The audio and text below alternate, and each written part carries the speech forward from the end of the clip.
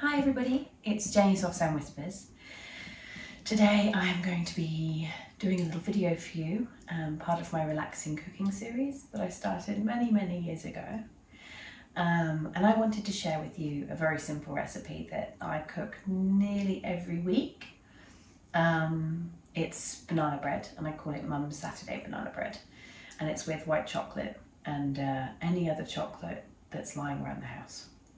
So to get started, I wanted to show you my cookbook. So my mother-in-law brought me this in New Zealand and brought it over to give to me for my birthday.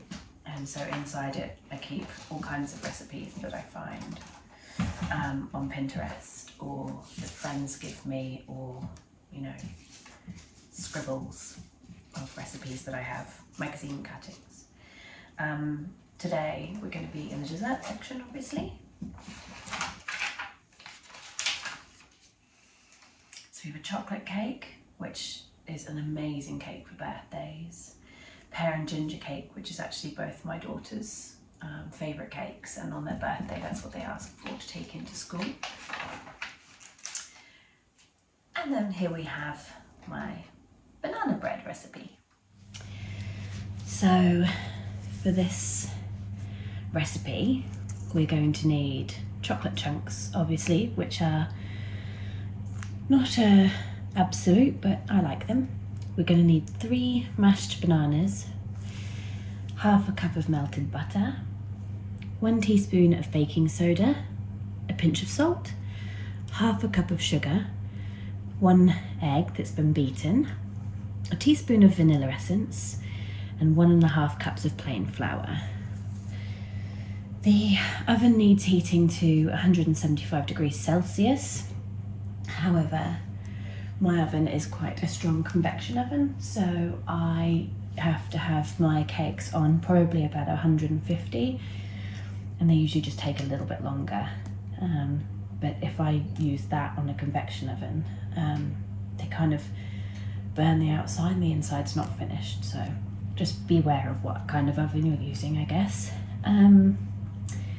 Yeah, and so this is what we're going to be doing. I'll also put this in the information box down below. Okay, so as we said before, this recipe calls for 3 bananas.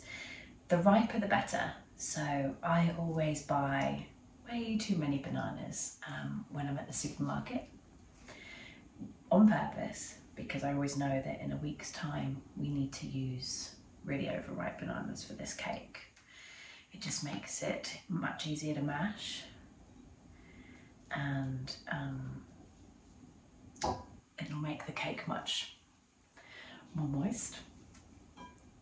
I hate that word.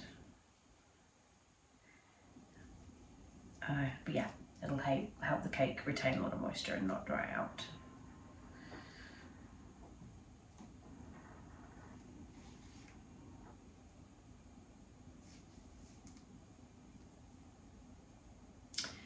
So once we've peeled the bananas, and this is the bit I get my kids to do, we mash.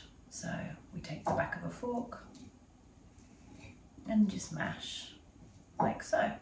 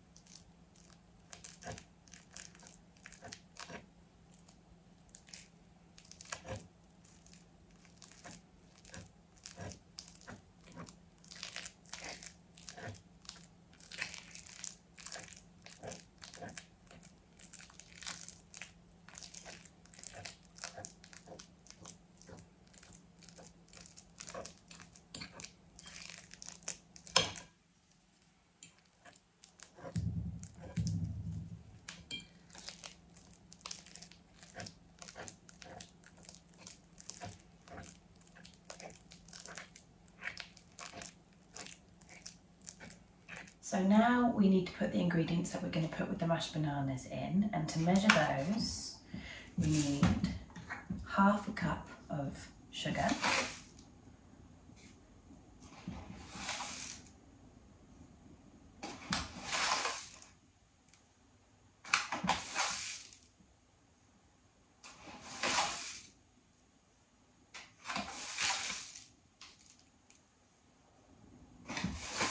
try and make it as level as possible.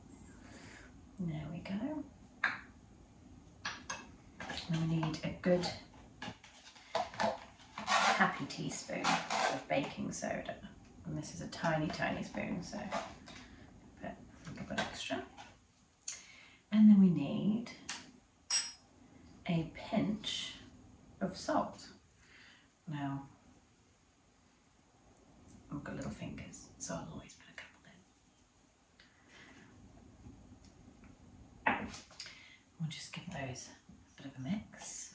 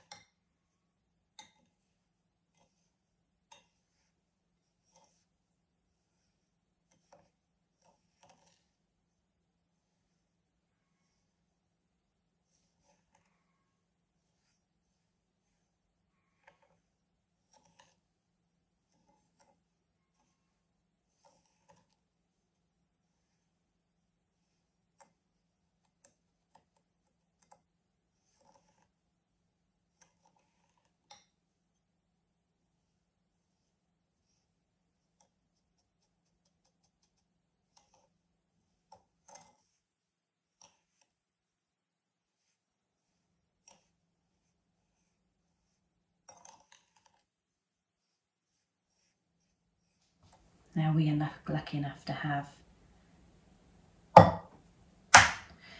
eggs from our own garden. Our chickens are all very free range, and we have beautiful dark yolks because our chickens are very spoiled.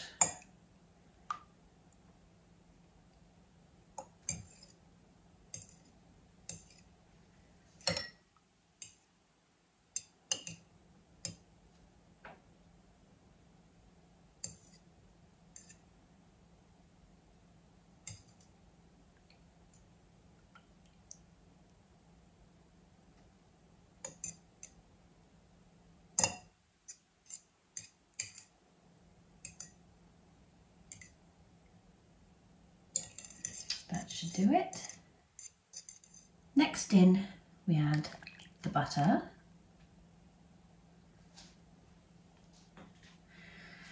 Give that a good stir.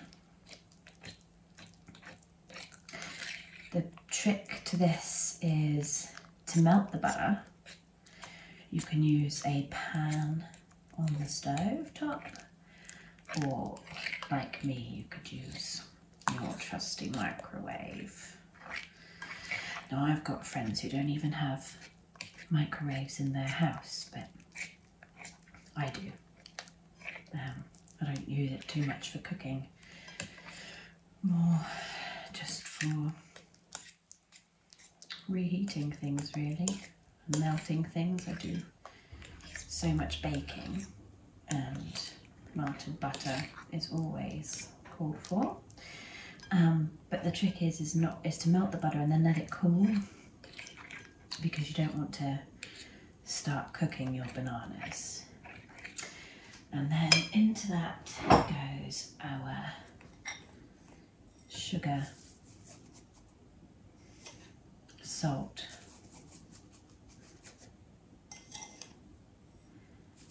and baking soda mix.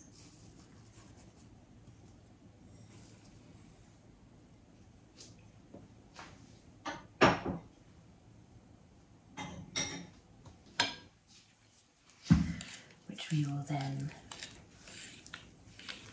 stir to combine. Now, this isn't how I normally make this cake. I have a very trusty KitchenAid which gets a lot of use, which obviously makes this 100 times quicker and 1,000 times easier. But for your viewing pleasure, I want to slow things down.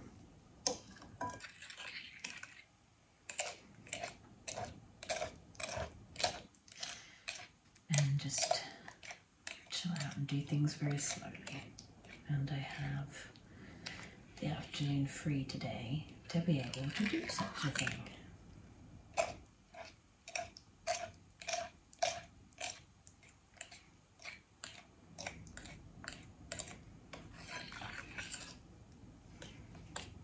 Now, into this I will add the egg,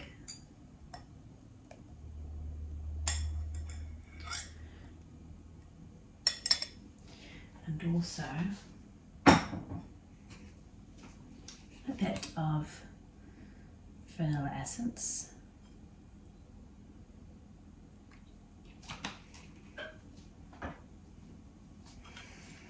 And again, we'll start to combine. Now things can start to look a little bit split at this stage. It always does, even with the mixer. But fear not, because when I put the flour in, everything will start to just look a bit more normal.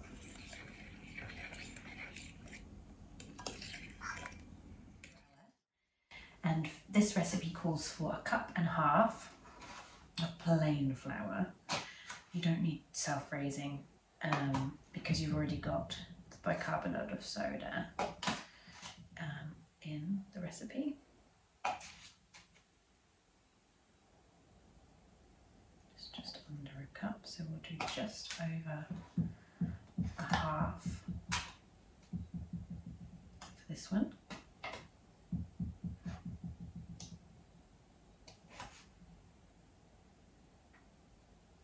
There we go.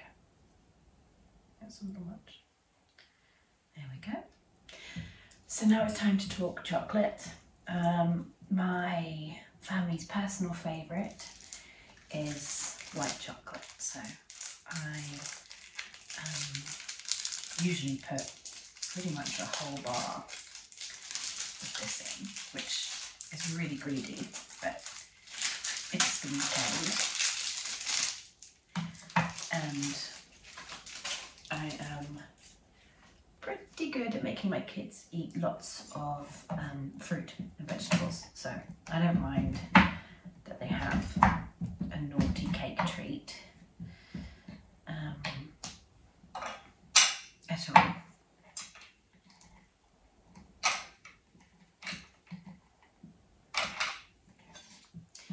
So I just cut that up into small pieces.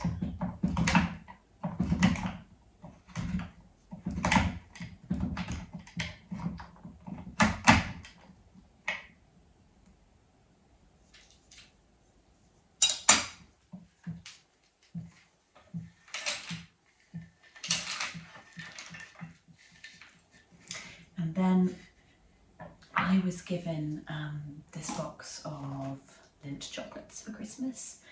As you can see, I've probably made about 2 banana breads out of them so far, but these are really yummy, and I don't really eat a huge amount of chocolate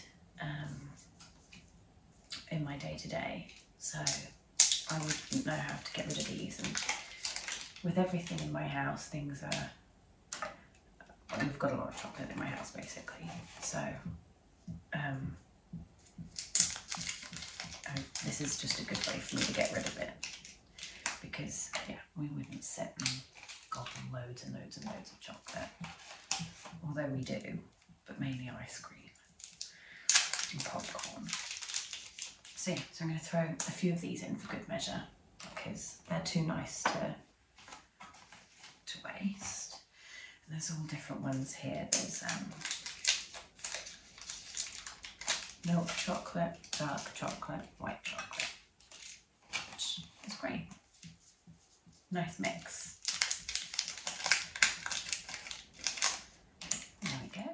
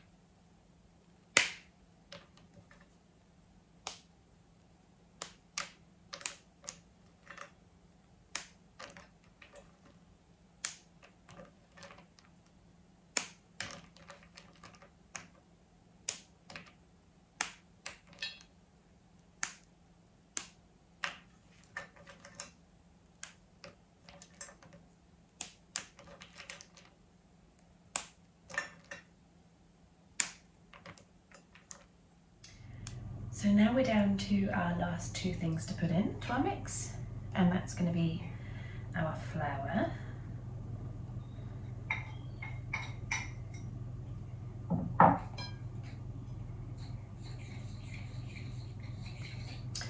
And this needs a really good combine.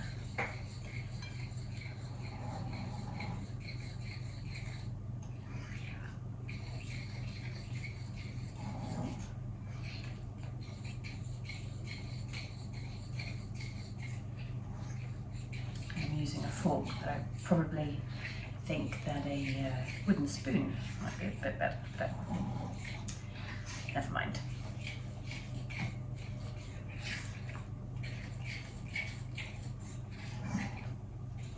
Hope you can see the consistency. So it's quite a thick cake. It's a thick mixture, but I suppose because it makes quite a dense cake anyway, as I'm sure most of you know, because I'm sure 98% of you have had banana cake, possibly made it in lockdown like everyone did. It was a crazy time for everybody, wasn't it? Did a lot of baking then as well. So, yeah. There we go. And then we're gonna sprinkle the best part of this cake in, which is of course the chocolate. Definitely my favourite part of the cake. I'm just going to make sure that they're coated in batter.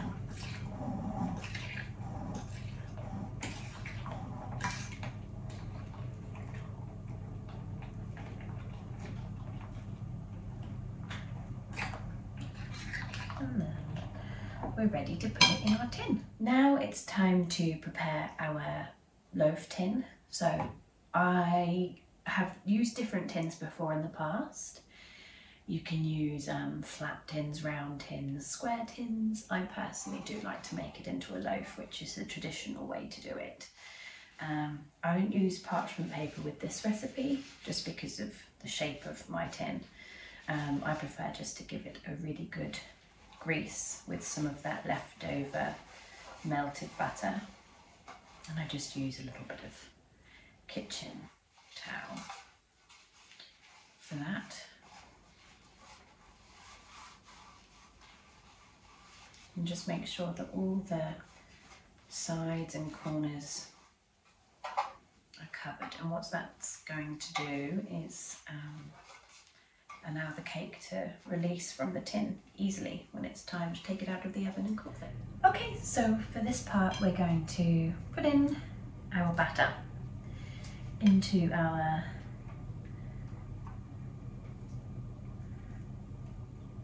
bread pan. So for this I use a rubber spatula because it's just that much easier to use.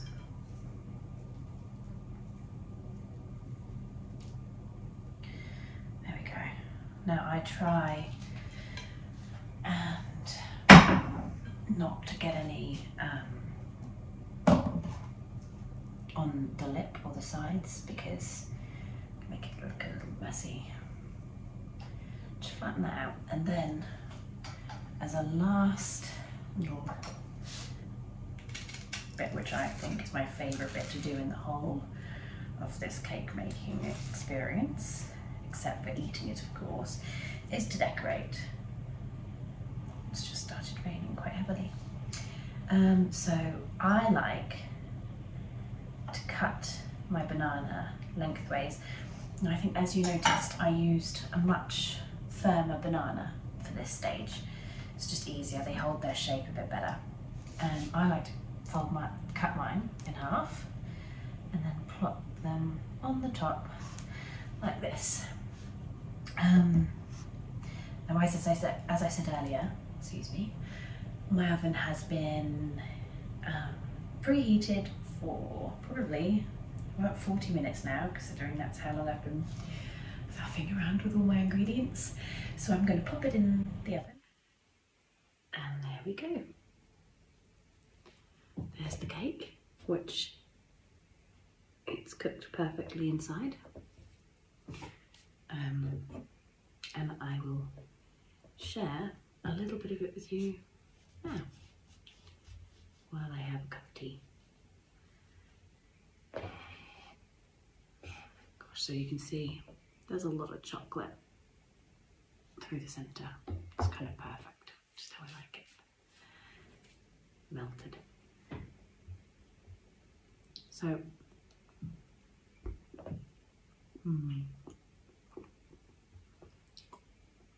the only variance with this is really the chocolate. It's a foolhardy, safe recipe. And I used to always look on Google for my recipes, and I'd type in banana bread and I'd use a different one all the time. And then some would work, some wouldn't be as nice as others. So this one is one that I then finally saved and then have used consistently.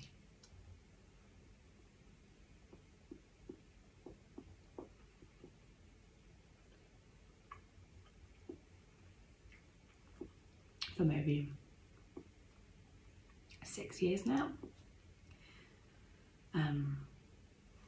It's the cake that my other half has for his birthday, but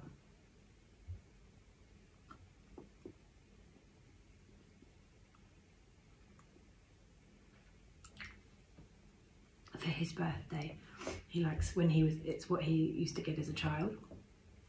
And what he likes is when the cake's completely cooled, and then you make a icing, but like not a buttercream, so it's just icing, sugar and water. And you pour that all over the top, and then I use a peeler, but you can use a knife, and I sprinkle chocolate all over it, and that's what he used to have as a kid, so that's what we like to make for him now. And yeah. My kids will be very pleased when they get home from school, because it's not Saturday today. But anyway, that is why I'm in a rush. I need to go and do the school run, so I will speak to you soon. I hope you've enjoyed this video, and I'd love to hear if you try this recipe or not. Bye!